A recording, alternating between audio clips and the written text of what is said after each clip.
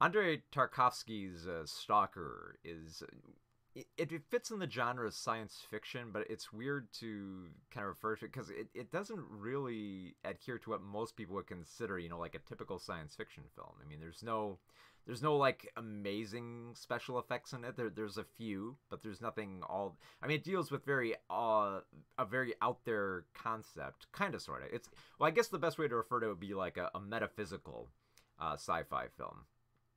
Because it is kind of dealing with sci-fi elements that are all leading up to something much bigger thematically. So the story is basically it takes place in a post-apocalyptic society where there is this special place called the Zone. So the world itself looks very, very sepia tone, very, very dirty and gray and washed out. There's military everywhere. It's trying to protect people from getting into the zone.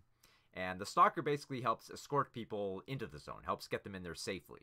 Because when you get to the zone, not only is it colorful and also very unpredictable because there's traps everywhere, and not the typical kind of like mousetrap, like oh the jaws will snap in around you type of traps, but more like the mental traps that'll kind of like get deep inside your brain and try to confuse you and try to make you go the wrong way or make you think the wrong thing. So basically, you have to get through the zone, and if you get through the zone successfully, you can get to the room. And the room is referred to as the place where all your deepest desires will be fulfilled. So everything you've ever wanted in life, it will be in there. Now, this is the whole point of the film. Like, it's mainly a film about religion and faith. And not so much in a very like kind of blunt way, but kind of like in more of an implied manner. Sometimes it's a little bit blunt, sometimes it's not so much. But I love this factor because essentially the Stalker is escorting a writer and a professor into the zone. Now the two are both going in because they have ambitions about what they want to get out of the zone. The writer basically wants to be famous, he wants to get awards, and the professor hopes he can discover something that will also, give him, the acclaim that he wants. And the Stalker here, who isn't really given a name, he's just referred to as the Stalker. He's only really doing this because he feels like it gives him faith in life. That he can have this faith, that he can bring others into the room who have this kind of like, basically the people who go into the room have this kind of like belief in God, that that there is something in there, that there's something else in life. For people to discover, and that they just have to have faith in there. And so because the Stalker keeps bringing people to the room, that kind of restores his faith, because his life at home is troubled. He doesn't really like his wife. He's kind of lost his faith in humanity. He feels like there's nothing left.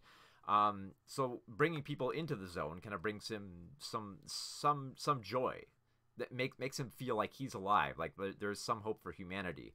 And what I love about the fact is that once he gets the writer and professor in there, they sort of reject it because they don't feel like they're kind of worthy of it. Like they don't want to feel like they have some guilt upon their head for accepting the room, that they don't need the room. And because they push it away, the Stalker kind of feels like there's nothing left in life after that.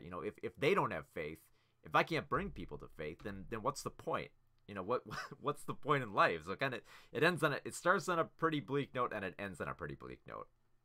But the way that the film is presented, it has amazing cinematography here. The zone itself is it kind of looks like a very very kind of like marshy valley.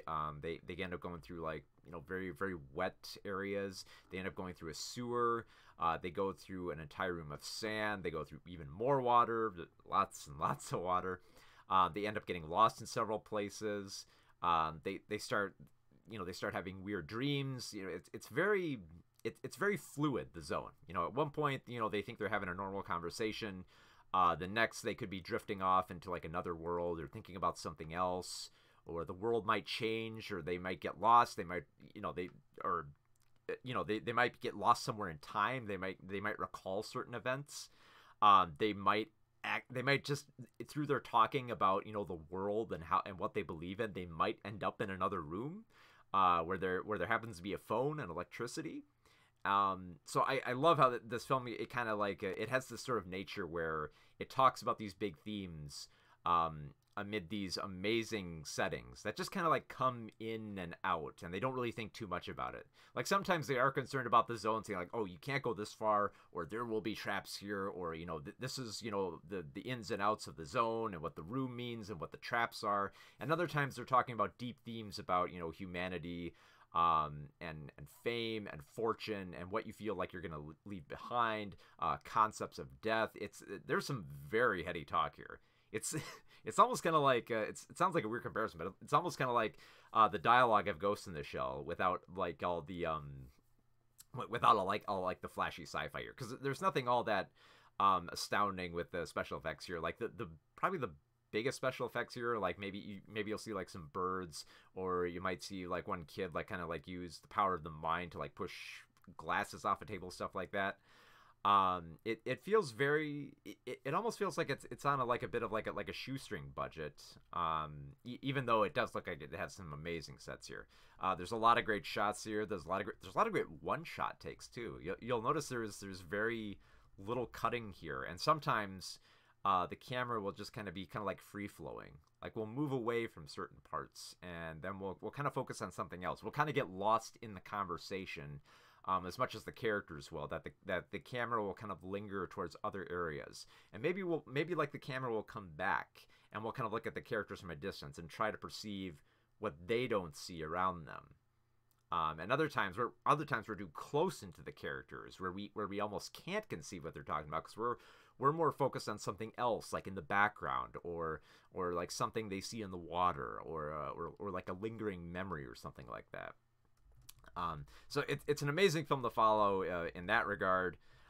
It like I said, the dialogue it's dealing with some pretty heavy stuff here. So I think it's almost kind of like that kind of like cliche art film where characters just kind of like wander around gorgeous settings and like talk about deep themes about about God and the universe, and humanity and faith and what it means to be human, and what it means to keep on going, and what it means to to perceive history. All these huge subjects that are addressed in this metaphysical sci-fi film. So yeah, Stalker from 1979. I absolutely adore this film.